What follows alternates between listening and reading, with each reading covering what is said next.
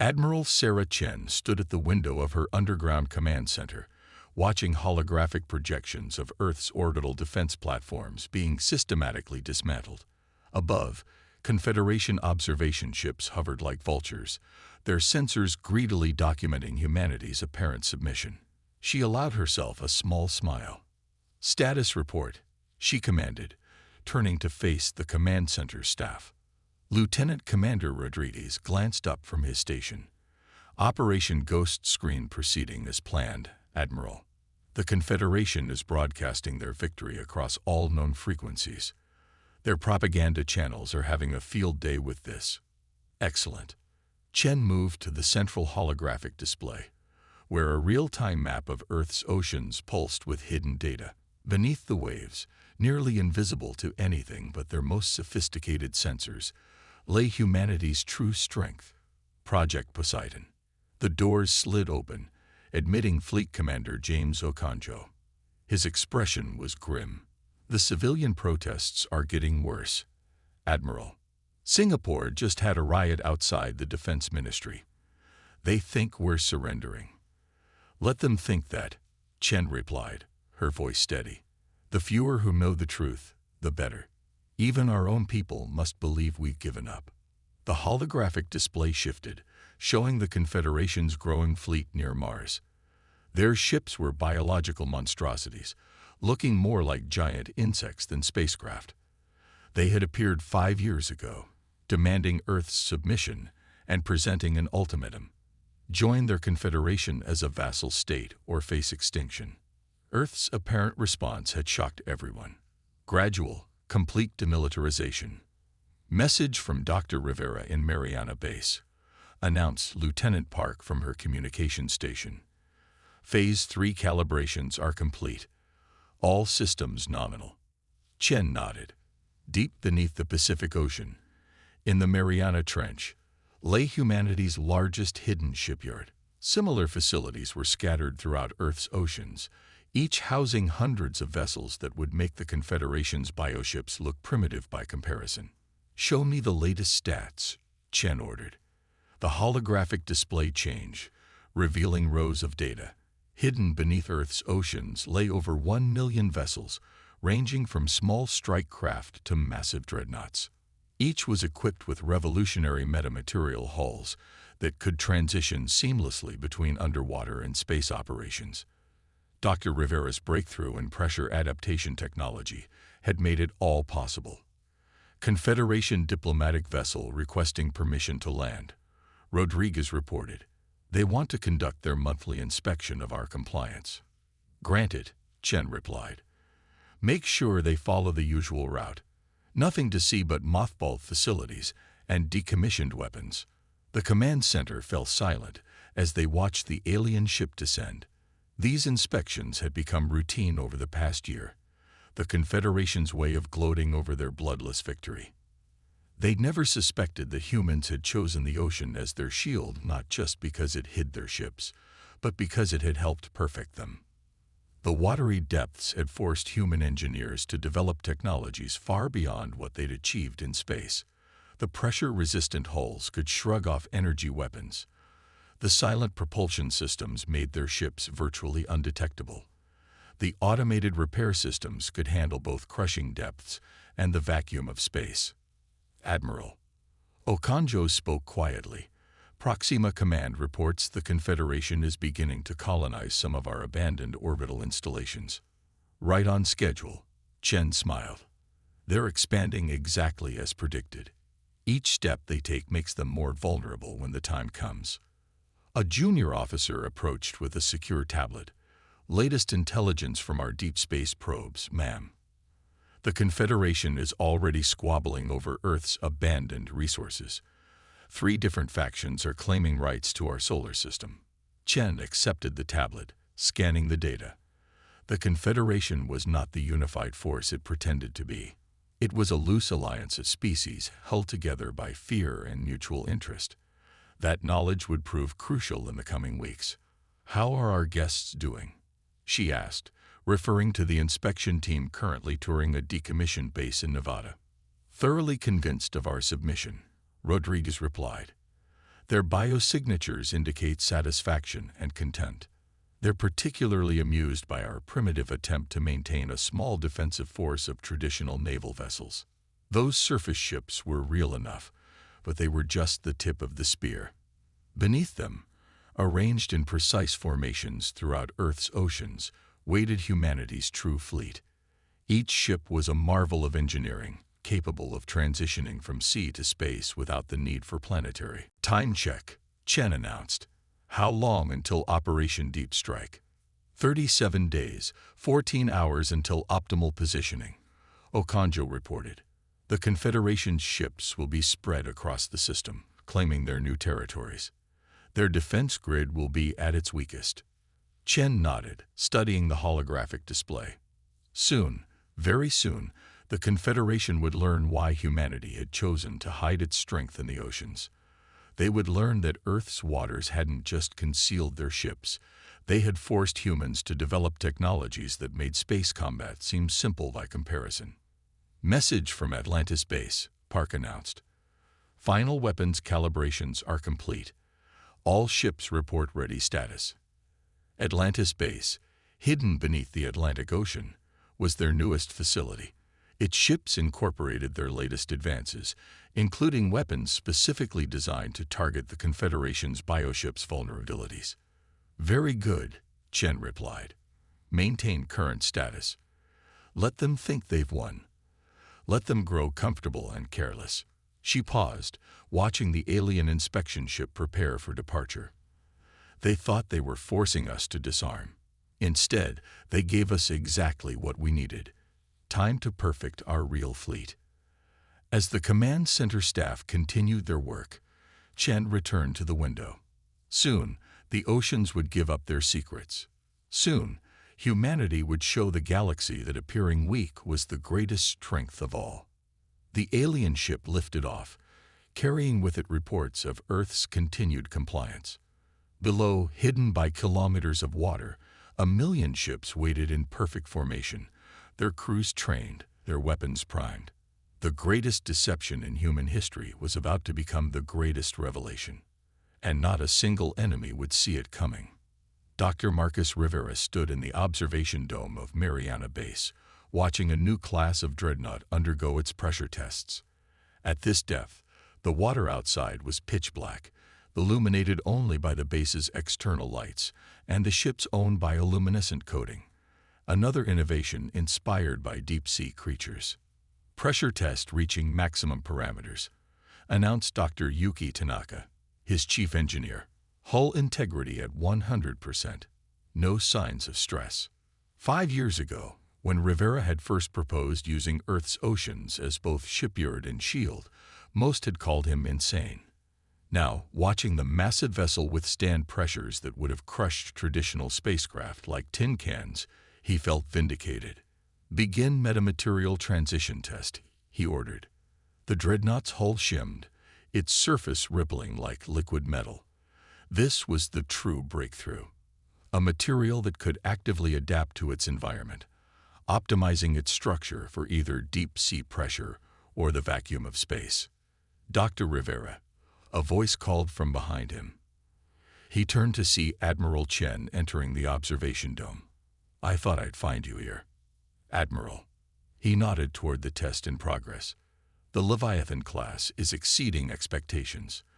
The new metamaterial configurations are performing 30% better than projected.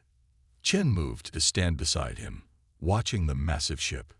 The Confederation's inspection team just left Earth orbit. Their report indicates total confidence in our submission. Rivera allowed himself a grim smile. If they only knew what their ultimatum actually gave us. We never would have developed half of these technologies without the pressure of their deadline. The irony wasn't lost on either of them. The Confederation's demand for Earth's submission had forced humanity to innovate in ways they never would have otherwise considered. Traditional space warfare had always favored the aliens' biological ships, but underwater warfare, that was something entirely new. Show me the Kraken system, Chen requested. Rivera gestured, and the holographic displays shifted to show another testing area. Here, smaller vessels were demonstrating their capability to launch through water with virtually no cavitation. Silent hunters that could emerge from the depths without warning. The propulsion system was inspired by jellyfish, Rivera explained. No moving parts, just electromagnetic field manipulation. Completely silent and equally effective in water or space. A warning light flashed, drawing their attention back to the Leviathan test. The dreadnought was now demonstrating its rapid transition capabilities, its hull reconfiguring from deep-sea mode to space warfare configuration in seconds. Message from Dr. Carter in Atlantic Base, Tanaka announced. They've successfully tested the gravitic lance weapon system. Full functionality in both aquatic and vacuum environments. Chen's eyes narrowed. Power requirements. Minimal, Rivera replied with pride. The weapon uses the enemy's own mass against them. The bigger their bioships, the more devastating the effect. We've essentially turned their greatest advantage into a weakness. The Admiral nodded slowly. And they'll never see it coming. Their entire strategic doctrine is based on space warfare. They have no concept of what we've achieved down here. Rivera moved to another console, bringing up data from their spy satellites. The Confederation's bioships were truly massive, some nearly the size of small moons. But their organic construction, while incredibly resilient in space, had never been tested against weapons developed to function in crushing oceanic pressures. Latest simulation results, he said, displaying a new set of projections. Their ships' organic hulls will be particularly vulnerable to our sonic disruptors. The same principles that let whales communicate across oceans will let us tear their fleet apart. Timeline? Chen asked. Final integration of all systems will be complete in 20 days. The entire fleet will be ready well before the planned execution date. A proximity alert sounded, and both turned to watch as a school of deep-sea creatures swam past the observation dome. Rivera had studied them extensively, incorporating their survival adaptations into his designs. Nature, it turned out, had already solved many of the problems they faced. We've learned more about surviving in hostile environments in the past 5 years than we did in 50 years of space exploration. Rivera mused. The ocean forced us to think differently, to innovate in ways we never considered before. Chen touched a control, bringing up a global display of their hidden fleet positions. Spread throughout Earth's oceans, over 1 million ships waited in perfect formation, each incorporating technologies that would have seemed like science fiction just years ago. The Confederation thinks they forced us to disarm, she said quietly. Instead, they forced us to evolve.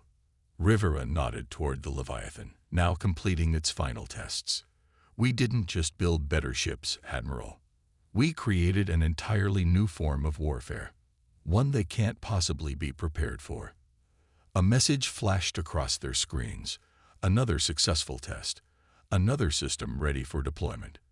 In bases beneath every ocean, humanity's secret fleet grew stronger, more capable, more ready for the day they would reveal themselves. Dr. Rivera, Chen said, turning to leave. You've given humanity more than just ships. You've given us a future they didn't think we could have. As the Admiral departed, Rivera returned his attention to the tests. Outside, in the crushing darkness, the Leviathan continued its silent maneuvers, its hull gleaming with bioluminescent patterns. Soon, very soon, these depths would give up their secrets. And the galaxy would learn that humanity had not been disarming. They had been evolving. The Confederation flagship, Hive Eternal, hung in high Earth orbit, its organic hull pulsing with bioluminescent patterns of victory and dominance. Fleet Commander Zackstrill stood on his command podium, his compound eyes reflecting multiple views of the subjugated planet below. Another successful inspection, his second-in-command reported. The humans continue to dismantle their defenses as agreed. Their submission is complete. Zackstrill's mandibles clicked in satisfaction. And their oceans, still full of their primitive watercraft. They cling to their naval traditions like larvae to a host. A pause, though our deep scan probes continue to have difficulty penetrating the deeper waters. Irrelevant, Zaxtril dismissed. What threat could possibly hide in such primitive conditions? The answer came 30 seconds later. The first indication that something was wrong was a subtle disturbance in the Pacific Ocean. Satellite imagery showed what appeared to be a massive upwelling of water. Then another in the Atlantic, and another in the Indian Ocean. Multiple contacts. The sensor operator's voice rose in alarm. Massive objects emerging from Earth's oceans. Zaxtril's compound eyes widened as the impossible unfolded before him. From the depths of Earth's oceans, ships began to rise. Not dozens, not hundreds, thousands. Their hulls shed water like liquid mercury, seamlessly transitioning from aquatic to space-worthy configuration. In her command center deep beneath the Pacific, Admiral Chen gave the order they'd waited 5 years to hear. Execute Operation Deep Strike. All ships, commence emergence protocol. Around the globe, humanity's hidden fleet revealed itself. The ships rose in perfect formation, their metamaterial hulls already adapted for space combat. Each vessel's design was unlike anything the Confederation had ever encountered. Smooth, predatory shapes that seemed to flow rather than move. Impossible. Zaxtril's mandibles clicked rapidly in distress. Their orbital defenses were destroyed. Their shipyards dismantled. First wave in position. Rodriguez reported to Chen. Confederation fleet showing signs of confusion and disarray. Execute attack pattern Leviathan. Chen commanded. Target their command and control nodes first. The human ships moved with devastating precision. Their gravitic lance weapons, designed to function in crushing ocean depths, proved catastrophic against the Confederation's bioships. The organic hulls that had seemed so invulnerable in traditional space combat offered little protection against weapons inspired by deep-sea predators. Multiple Confederation vessels experiencing critical hull failures, Park announced, her voice steady. Their organic technology appears particularly vulnerable to arsonic disruptors. In space, the battle unfolded like a dance choreographed by nature itself. Human ships moved with the fluid grace of marine predators, their formations reminiscent of hunting pods of whales. The Confederation's massive bioships, for all their biological advantages, found themselves facing weapons and tactics they had never encountered. Second wave emerging now, Okonjo reported. Atlantic and Indian Ocean flotillas reporting successful transition to space combat configuration. The Confederation fleet attempted to reorganize, to bring their superior numbers to bear. But their tactics, honed in the vacuum of space, proved inadequate against an enemy that had learned to fight in 3 dimensions under crushing pressure. Fascinating, Dr. Rivera murmured from his observer's station. Their bioships are responding to our sonic attacks exactly as predicted. The harmonic frequencies are disrupting their neural networks. Indeed, the massive alien vessels were writhing in space, their organic systems thrown into chaos by weapons based on whale songs and deep-sea pressure waves. Ships that could shrug off traditional energy weapons were being torn apart from within by technologies born in Earth's oceans. Priority message from the Confederation flagship, Park announced. They're requesting immediate cessation of hostilities. They want to negotiate. Chen's expression remained neutral. No response necessary. Continue the attack as planned. Let them learn what hiding in the depths has taught us. More human ships continued to rise from the oceans, each emergence perfectly timed and positioned. The Confederation's fleet, spread thin across the solar system in their complacency, found themselves unable to concentrate their forces effectively. Hostile vessel attempting to withdraw to FTL, Rodriguez reported. Deploy the Kraken nets, Chen ordered. From several human dreadnoughts, massive energy fields expanded like ghostly tentacles. The technology, inspired by the capture techniques of deep-sea creatures, ensnared the fleeing bioships, preventing their escape. Admiral, Okonjo called out, we're detecting massive energy signatures from Mars orbit. The Confederation is calling in reinforcements. Chen nodded, as if she'd been expecting this. Perfect. Initialize Phase 2. Signal the Mariana Fleet to begin their run. From the depths of the Mariana Trench, humanity's largest and most advanced vessels began to emerge. These were the Leviathan-class dreadnoughts, ships that had been testing and evolving in the most hostile environment on Earth. "Look at their bio ratings," Rivera observed with professional interest. "The Confederation commanders are experiencing extreme stress responses. They truly never imagined we could achieve this." "That was the point," Chen replied. "We didn't just hire our fleet. We created an entirely new form of warfare while they watched us disarm." The battle continued to unfold across the solar system as more ships rose from Earth's oceans to join the fight.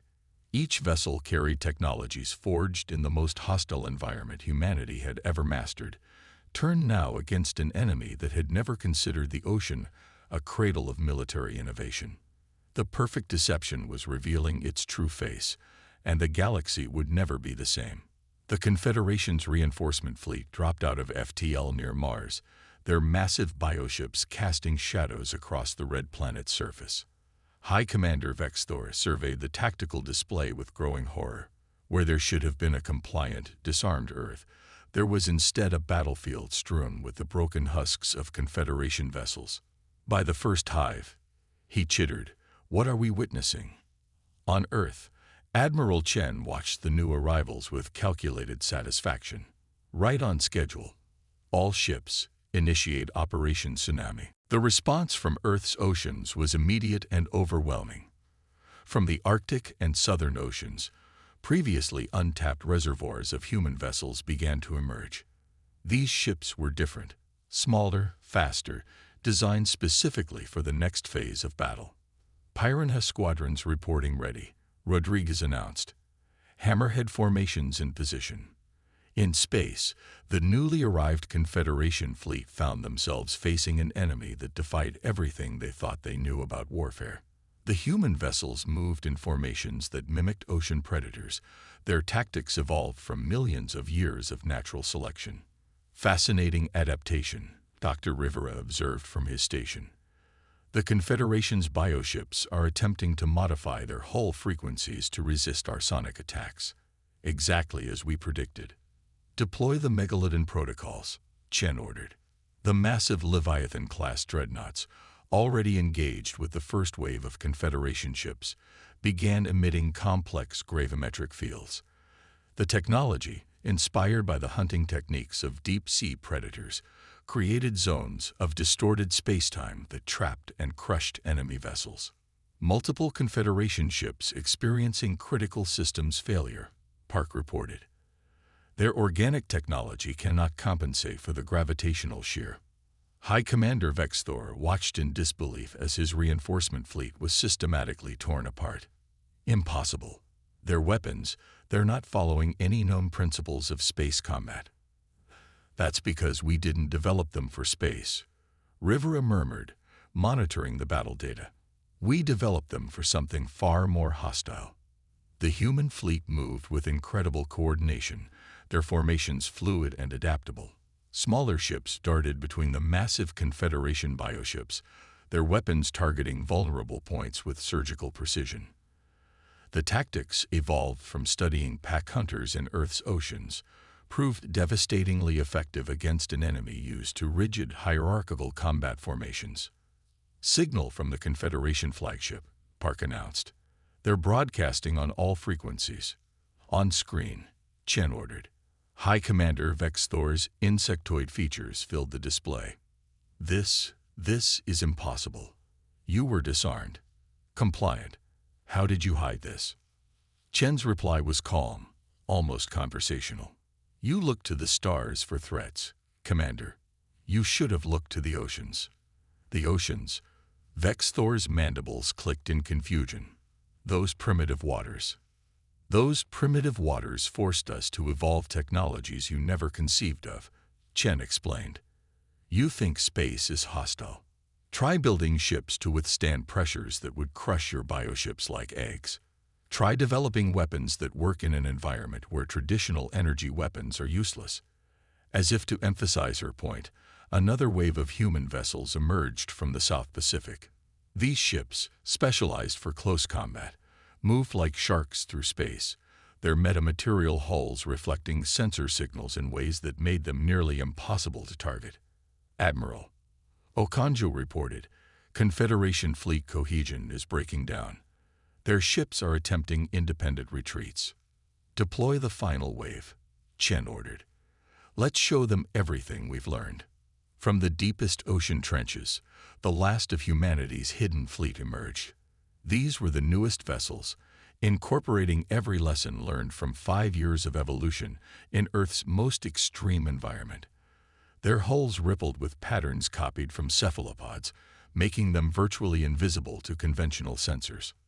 Remarkable, Rivera noted, studying the battle data. Their bioships are actually attempting to adapt to our weapons, but they can't evolve fast enough. We had 5 years to perfect these technologies. They're trying to match that in minutes. The battle had become a rout. Confederation ships, their organic technology rendered ineffective by weapons they never imagined possible, were either surrendering or being destroyed. Their mighty fleet, terror of 1,000 worlds, was being systematically dismantled by an enemy they had dismissed as primitive. Admiral, Park called out, we're receiving surrender signals from multiple Confederation vessels, including High Commander Vexthor's flagship. Chen nodded slowly. Accept their surrender. Prepare boarding teams, and signal all ships. Operation Deep Shield is now entering its final phase. As the human fleet secured their victory, the true magnitude of what they had achieved began to sink in. They hadn't just defeated the Confederation. They had revolutionized warfare itself. The oceans, which their enemies had dismissed as primitive, had forced humanity to develop technologies that made traditional space combat obsolete. Send word to all commands, Chen ordered. The deception is over. It's time to show the galaxy what humanity has become. In space, Earth's fleet moved into formation around their home world, their metamaterial hulls gleaming with bioluminescent patterns of victory. They had hidden in the depths, evolved in the darkness, and emerged stronger than anyone could have imagined. The perfect deception had become the perfect victory. The Grand Council chamber of the Confederation lay silent, its vast organic architecture bearing witness to an unprecedented gathering. Representatives from 100 species watched as Admiral Chen stood before them, her uniform pristine, her posture unwavering. Behind her, through the chamber's transparent walls, Earth's fleet hung in formation, a reminder of how completely the galaxy's power structure had shifted. You hid an entire civilization's military might in your oceans. First Speaker Zoth stated, their crystalline form refracting light in patterns of disbelief. For 5 years, we thought we had achieved bloodless victory.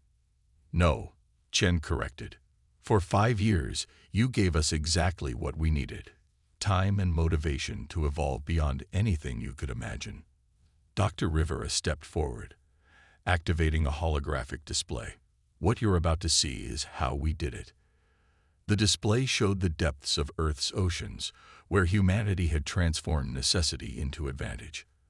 The council members watched in stunned silence as the presentation revealed the true scope of Project Poseidon. Your bioships are remarkable achievements, Rivera explained. Perfect for the vacuum of space. But we had to solve a different problem. How to build vessels that could withstand pressures that would crush your ships into atoms. The display shifted to show the Mariana Trench facilities. At these depths, we couldn't rely on traditional technologies.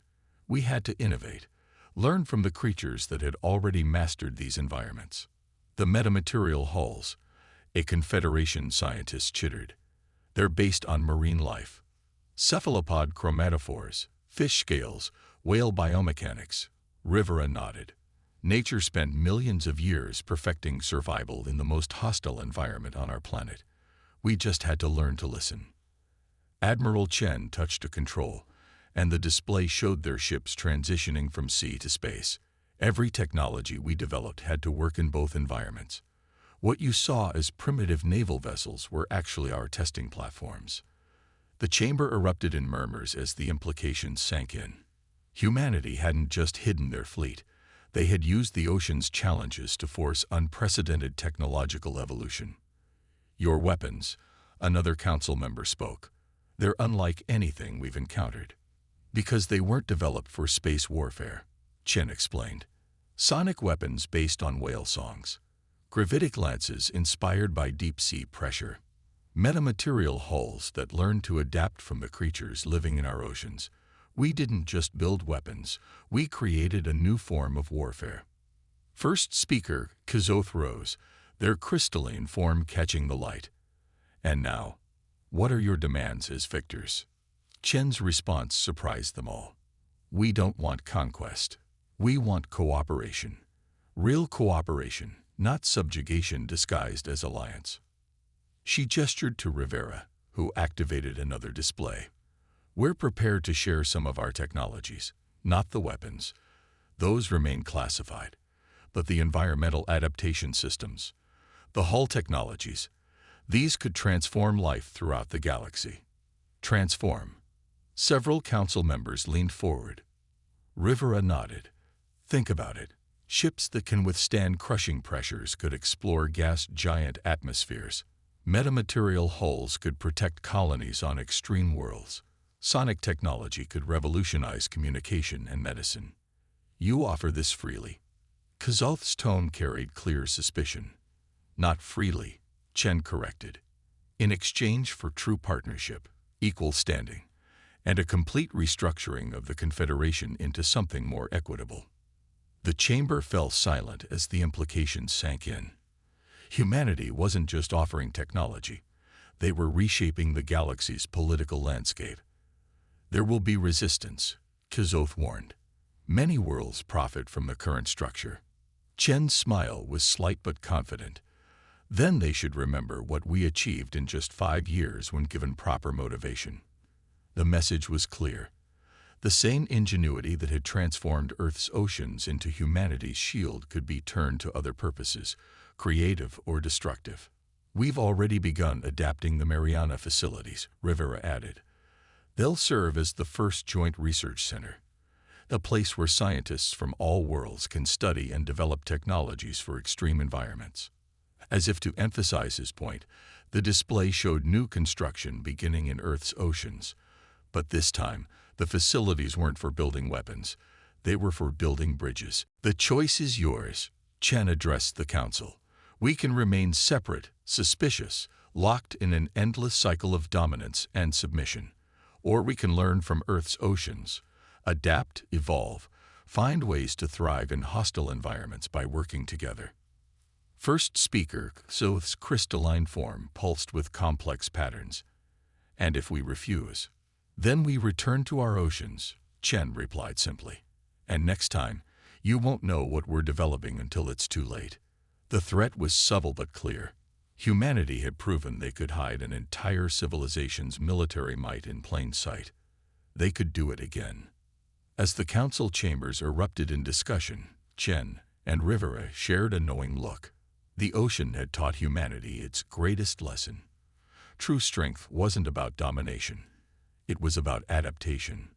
In Earth's oceans, life had learned to thrive in the most hostile conditions by evolving, cooperating, finding new ways to survive. Now humanity would teach that lesson to the stars. The perfect deception had become the perfect opportunity for change. And in the depths of Earth's oceans, new wonders were already beginning to emerge.